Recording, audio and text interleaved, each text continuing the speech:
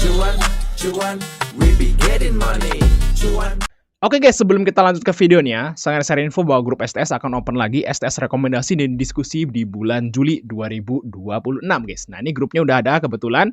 Di sini adalah STS Rekom, di sini ada STS Diskusi. Nah, untuk diskusi teman-teman bisa chatting-chatting di sini, tanya jawab ya. Boleh bertanya, boleh nge-share apapun di sini tentang berita saham. Terus yang rekomnya hanya kita yang bisa ngetik ya di sini untuk ngasih rekom ke teman-teman semua.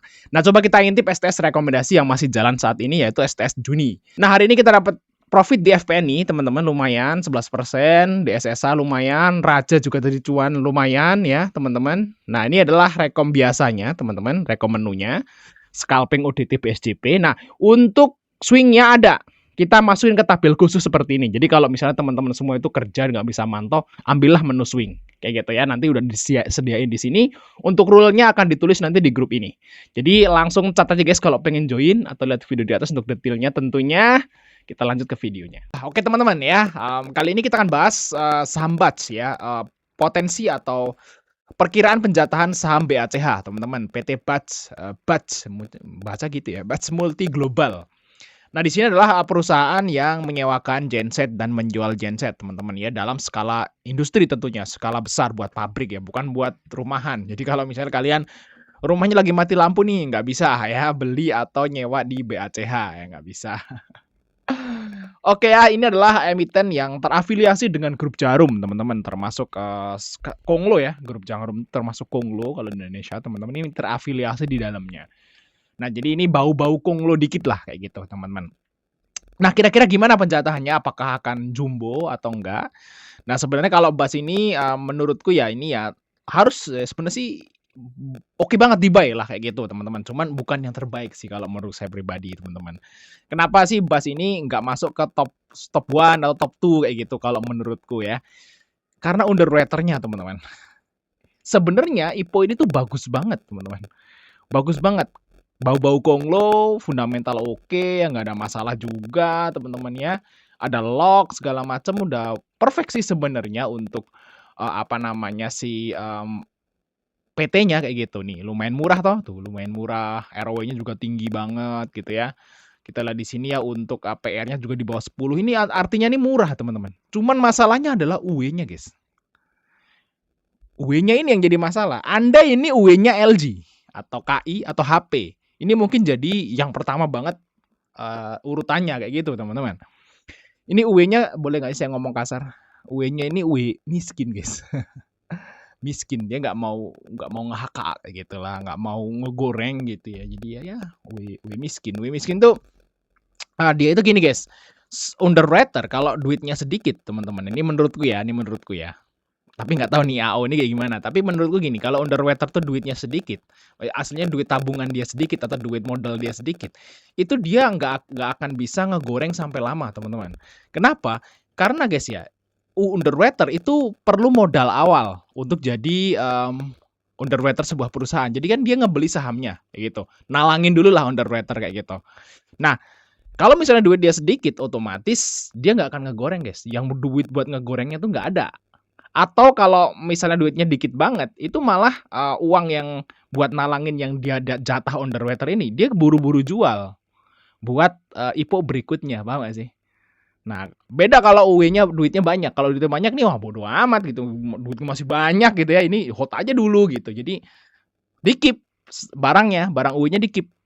Nah, barang UE yang di-keep malah dia akan nambah lagi, otomatis terbang tuh sahamnya kayak KI, HP, LG kayak gitu, teman-teman.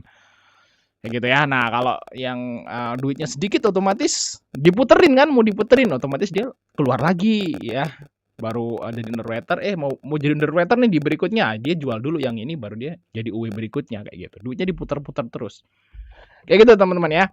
Nah, semoga aja AO ini sekarang duitnya banyak nih, nggak kayak historis kayak gitu ya, dan bisa ngegoreng saham BATS ini sampai maksimal tentunya.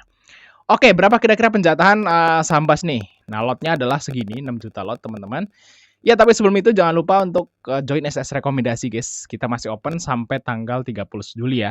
Nah, kita akan close tanggal 30 dan 30 Juli ya, 30 Juni ya. Kita akan close, teman-teman. Jadi buru-buru kalau yang pengen masuk STS Rekom. Nah, ini grupnya udah ada, guys. Tinggal masuk aja, kita akan invite ke sini. Nah, jadi sebenarnya untuk si BACH ini ada 2 kemungkinan, teman-teman. Nah, kita lihat di sini ya, teman-teman. Jadi, BACH ini, belum deal ya, belum deal untuk video ini, saat video ini dibuat itu belum deal harganya di berapa.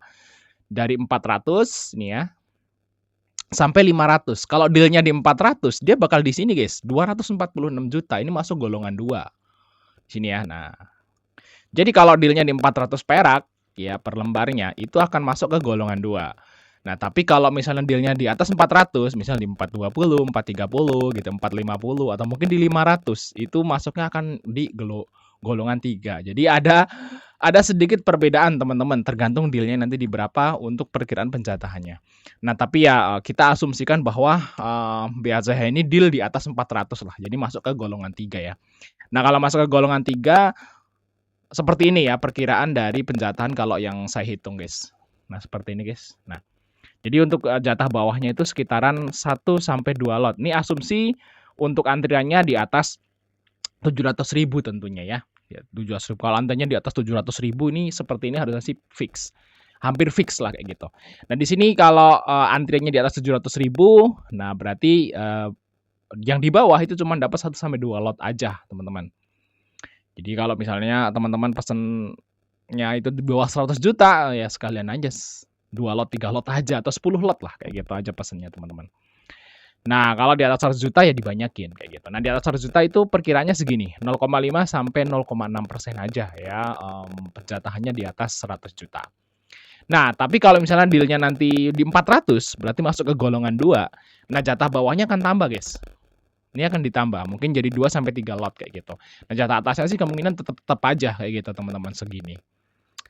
Jadi kalau misalnya dia deal-nya di 400 ya mungkin lotnya jadi 3 jatahnya, guys. Kayak gitu. Oke, gimana teman-teman? Apakah kalian udah pesen buds? Nah, saya kemungkinan besar akan pesen IPO ini, teman-teman. Saya akan pesen nanti tapi kalau udah offering aja. Oke, thanks udah nonton, guys. Sampai ketemu di video berikutnya.